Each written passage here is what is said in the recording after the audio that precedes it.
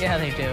They Good go stuff. for a fish fry right now. Sounds great to me, too. Yes, it's good comfort food. You know, like heavy foods in this weather. are just After all the so shoveling, too, you're right? I did. I got out there last night and used the snow thrower, and even that was still kind of a chore. That snow by the end of the night was really like cement. So it's over with now, and we've got some nice, neat totals here to pass along. 26 on the dot. That is our snowfall to date so far for the entire cold season. 35 though is normal, so we're still behind by 9 inches. But yesterday, some of us picked up 9+ inches.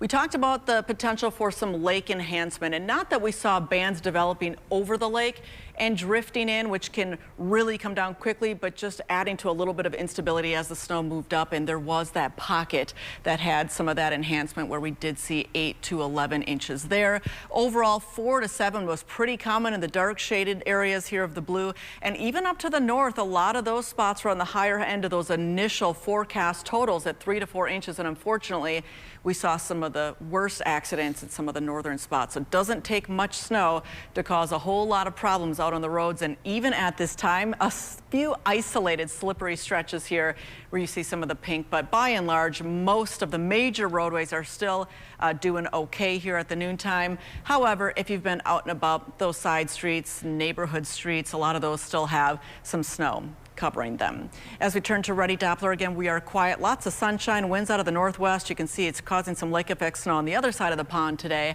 High pressure is now keeping us nice and quiet, and lots of sunshine expected to continue through the day. That's where the high sits as of now. So eventually we'll start to see those winds turn back to the south as that moves to the east here, getting into the weekend. So we'll warm back up a little bit and be able to tap into some of these 30s and 40s that you see off to the south and west.